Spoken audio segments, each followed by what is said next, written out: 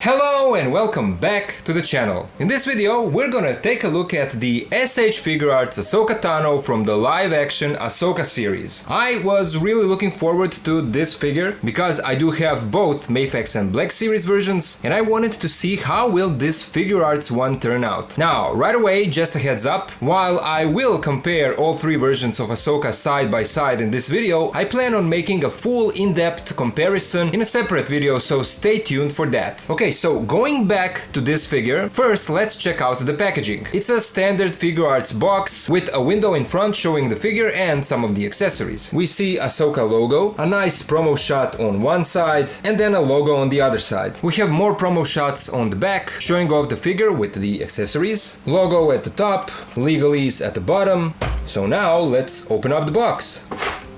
In the box there was also this insert card back with a nice illustration of Ahsoka, so I just wanted to show you that. And here is the figure out of the box. First impressions, I like what I'm seeing. The proportions do look good, the overall silhouette looks good as well. Aesthetically, the sculpt of the figure is really nice. Usually Figuarts figures are known for their visible articulation cuts, especially in the crotch area, but I think that in this case they did a good job hiding those cuts wherever they could do so. The only major cut is seen on the back of the legs, and it is here, her knee articulation. It's not something that bothers me because I enjoy playing around with these action figures and I prefer good articulation over aesthetic, but these cuts could maybe be an issue for some collectors. So there you go. Now let's take a closer look at the details. I love this head sculpt. I think that Tamashii Nations really did a great job here. The details are sharp and crisp, the paint applications are clean, and I think that the likeness is there. It's not 100%, but it is there. The orange skin tone is toned down, it's not as vibrant as what we got on Mafex version, and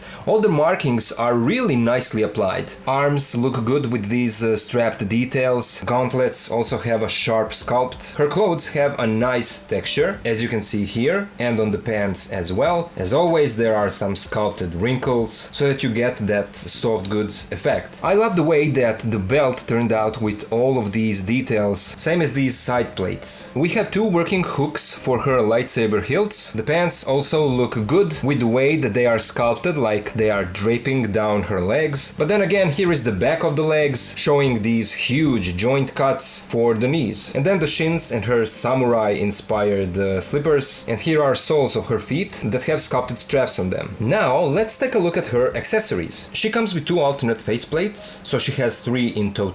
We already saw the neutral face that is on the figure, and this one is her angry face with the Sith eyes, and the sculpt is so well done. It is smooth enough to represent the skin, but the sculpt overall is just so sharp and so well done that it's beautiful. And then here is the other angry face sculpt with grinning teeth, and you can see the wrinkles around the eyes and on the nose. They really outdone themselves on this release. I love all three of these head sculpts and the way that they turned out. And here are all three of them side by side. And the way to change the faces, you simply need to remove this one. And here you see the inner workings, the inner design and how it connects. This piece is also removable, and then first attach the faceplate and put back this piece. And so now you have your angry Ahsoka, and this is a masterpiece. I can't say enough good things about this head sculpt. It looks so real. I mean, it looks so good,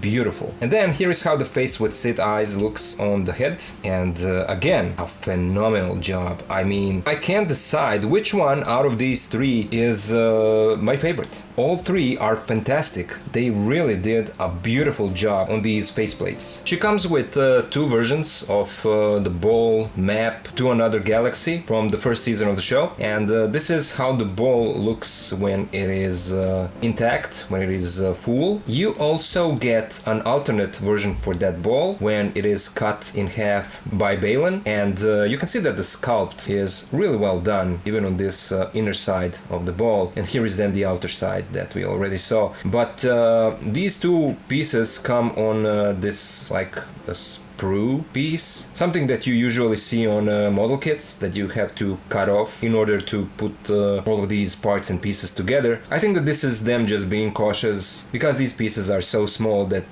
they wanted to make sure that you don't lose these in the packaging, you know, in transport or something like that. So they attached it to a sprue. She comes with 4 pairs of hands. There are fisted hands that are already on the figure. We get a pair of open, relaxed hands, a pair of gripping, ball holding hands, because these hands are meant to be used for when she is holding the ball like this, and as you can see, it fits perfectly. And then she comes with a pair of lightsaber holding hands. And speaking of lightsabers, she does come with her 2 iconic lightsabers. The hilts are really well done. Everything is really nicely and sharply sculpted and well painted. The blades are nice and translucent. They also look good. And the thing is that they've used the same method that we usually see on the Black Series figures, and that is that these blades are detachable from the hilt, and the hilt has this little loop here, and that means that you can hang them on these hooks and they stay relatively safely on there. I love this engineering. It's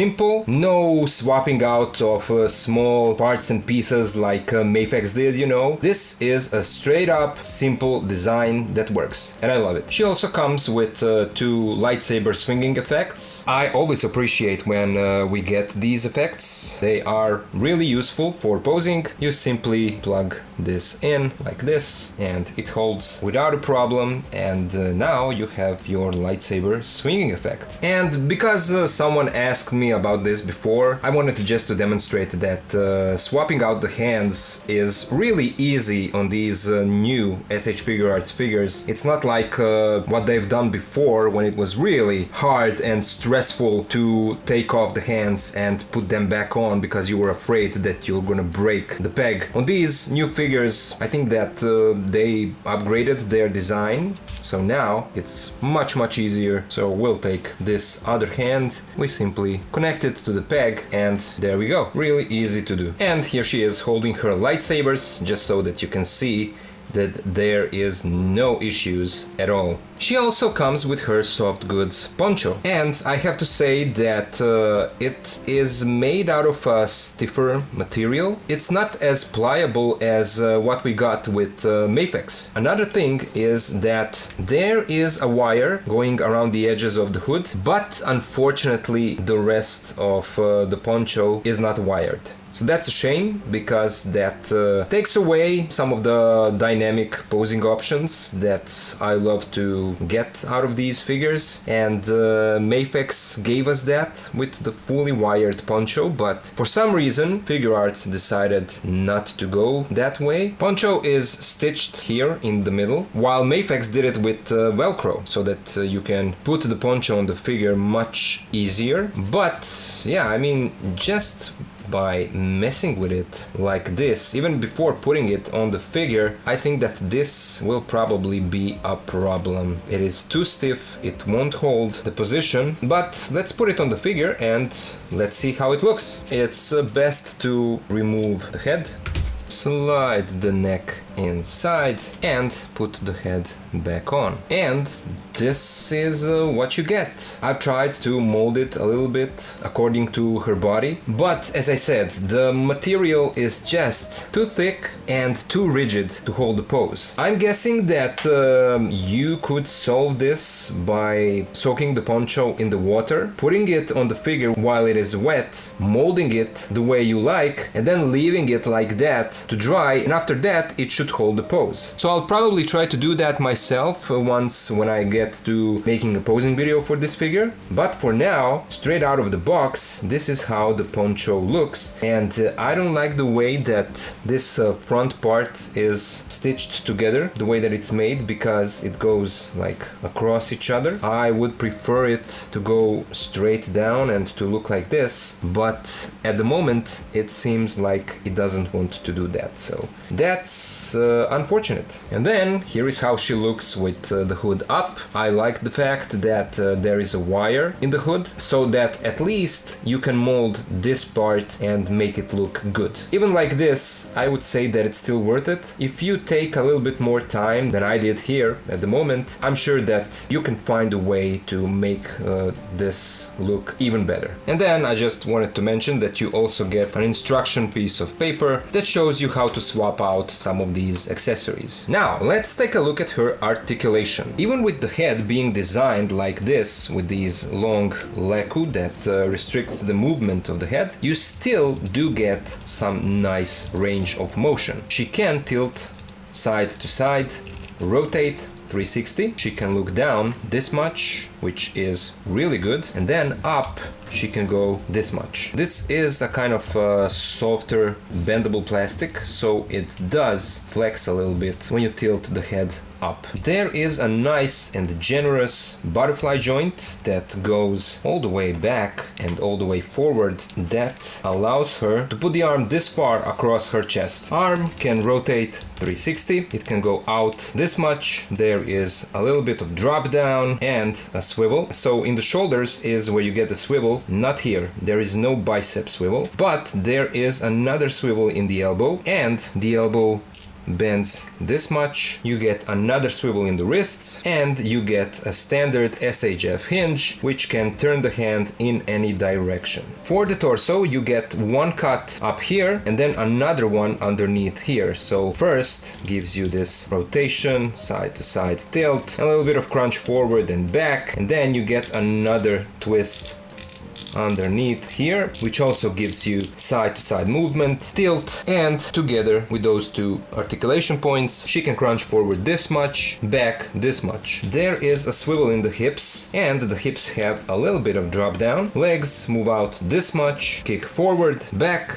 We have a new type of design for the knees. This is something that I never saw before, and that is a drop down knee. So you can tuck it back like this, or you can pull it down like this. And they did that so that you get a little bit of extra fold, a little bit of extra movement in the knee. So this is the range that you get. I'm not sure if that was necessary, but it is there. And once again, that is why you get this, let's call it ugly joint on the back of the legs. We get a swivel in the ankles, and the feet move forward this much, back this much. We have a nice and generous ankle pivot, which I always love to see on action figures. We also get a generous toe joint. So this Ahsoka is packed with some nice articulation points. Now let's compare our Figuarts Ahsoka to some other figures. We'll start off with the most important comparison here, and it is 3 live action versions of Ahsoka from 3 different companies. On the left we have the original Black Series version, and on the right we have the newest Mafex Ahsoka. It's really interesting to see that the S.H.Figuarts Ahsoka is taller than both of these. Interesting, I didn't notice that earlier. It's interesting because usually Figuarts figures are known for being a bit smaller, a bit shorter than the Black Series or Mafex. Now I do plan on making a more in-depth comparison between these 3 figures, but I will leave that for a separate video because I think that there is too much to talk about, and if I put it into this video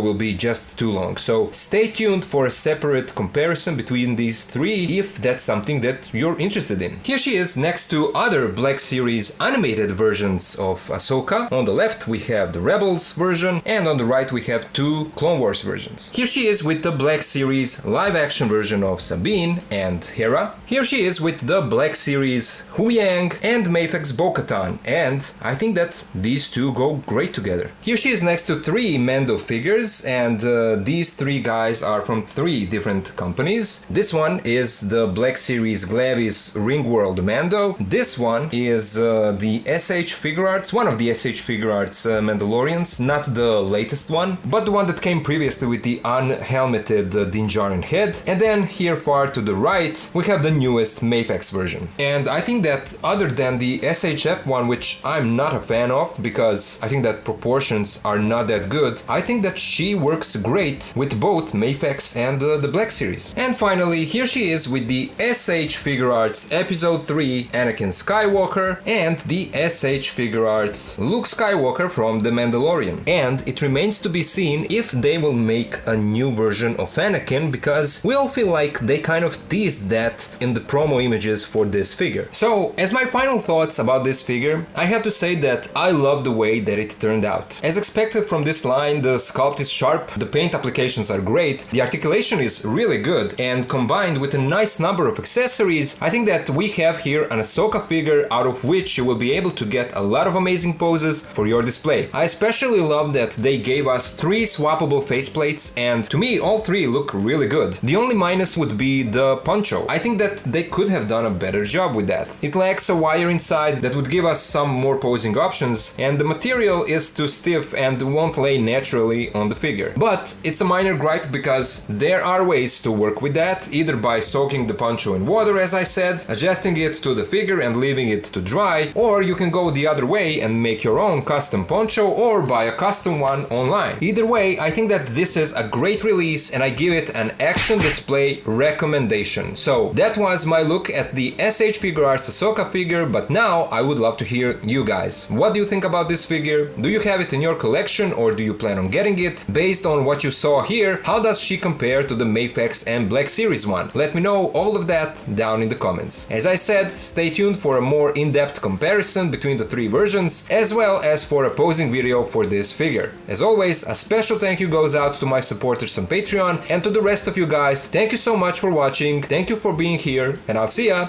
in the next video.